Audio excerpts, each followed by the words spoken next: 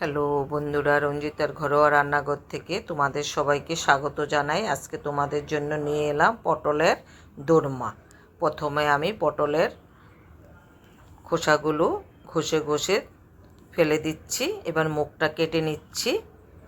এবার চামিচের নিচের অংশ দিয়ে ভিতরের বিচিগুলো বের করে নেব।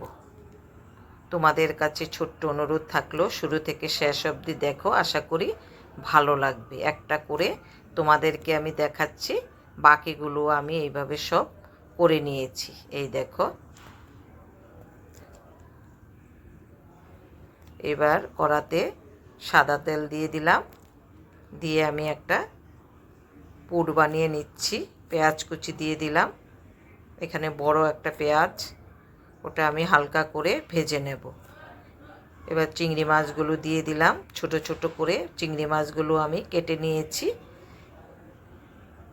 ওটাও আমি পেঁয়াজের সঙ্গে ভালো করে ভেজে নিচ্ছি। নুন দিয়ে দিলাম পরিমাণ মতো, একটু জিরের গুঁড়ো, একটু আদা বাটা, লঙ্কার গুঁড়ো আর হলুদের গুঁড়ো দিয়ে দিলাম।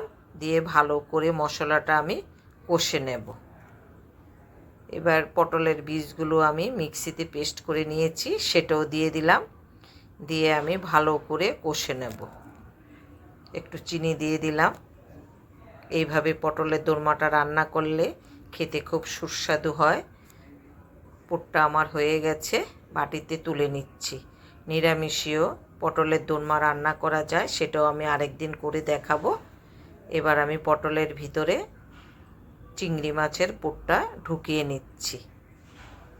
দুটো করে তোমাদেরকে আমি দেখাচ্ছি, বাকিগুলো আমি এইভাবে সব করে নেব। একদম সহজ রেসিপি, খুব সুন্দর রেসিপি। যাকে খাওয়াবে সেও খুব খুশি হবে।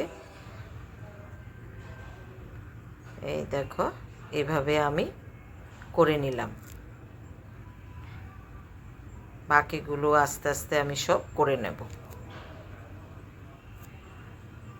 এবার আমি মুখটা বন্ধ করে দিচ্ছি যেন পুরটা বেরিয়ে না যায়। টুথপিন দিয়ে, তোমাদের কাছে যদি টুথপিন না থাকে শোলার চাটুর কাঠি দিয়েও এইভাবে করে নিতে পারো।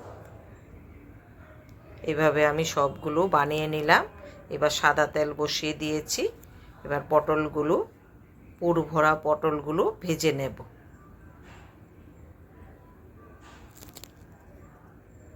যারা যারা রঞ্জিতার ঘরোয়া রান্নাঘর সাবস্ক্রাইব করোনি, সাবস্ক্রাইব করে নেবে, তাহলে নতুন নতুন রেসিপিগুলো দেখতে পাবে। এই দেখো, এইভাবে আমি সবগুলো ভেজে নিয়েছি। তোমাদের কাছে একটা অনুরোধ থাকলো, সবাই একটু লাইক শেয়ার করে দিও। ভাজাগুলো সব তুলে নিচ্ছি।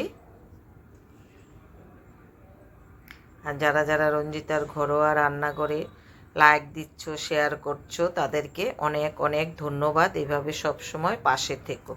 এলাচ দারচিনির গুঁড়ো দিয়ে দিলাম। পেঁয়াজটা দিয়ে দিচ্ছি। দিয়ে আমি গ্রেভি তৈরি করব। টমেটো কুচি দিয়ে দিলাম, একটা টমেটো। ওটাও একটু পেঁয়াজের সঙ্গে ভালো করে ভেজে নিচ্ছি। পেঁয়াজ রসুন বাটাটাও দিয়ে দিচ্ছি। এখানে একটা পেঁয়াজ, 2-3 কোষ রসুন, এটা আমি গ্রেভি বানাবো। জিরের গুঁড়ো দিয়ে দিলাম 1 চামচ, আদা বাটা 1 চামচ, হলুদের গুঁড়ো 1 চামচ, লঙ্কার গুঁড়ো 1 চামচ, নুন পরিমাণ মতো দিয়ে আমি একটু জল দিয়ে মশলাটা ভালো করে কষে নেব। যদি আমার রেসিপিগুলো তোমাদের ভালো লাগে কমেন্ট করে জানাবে, তাহলে খুব খুশি হব। টক দই আর একটু বাদাম পেস্ট করে দিয়ে দিলাম। চিনি দিয়ে দিলাম পরিমাণ মতো। আমি আমন্ড বাদাম দিয়েছি, তোমরা কাজু বাদামও দিতে পারো। এবার ভালো করে মশলাটা আমার কষানো হয়ে গেছে। পরিমাণ মতো গরম জল দিয়ে দিলাম। দিয়ে একটু ফুটে ওঠার অপেক্ষা করছি। ফুটে উঠেছে। এবার আমি পুর ভরা পটলগুলো ভেজে রাখা দিয়ে দিচ্ছি। খুব সুন্দর রেসিপি, খেতে খুব দারুণ লাগে। একটু ঢাকা দিয়ে দিচ্ছি ভালো করে সিদ্ধ হওয়ার জন্য।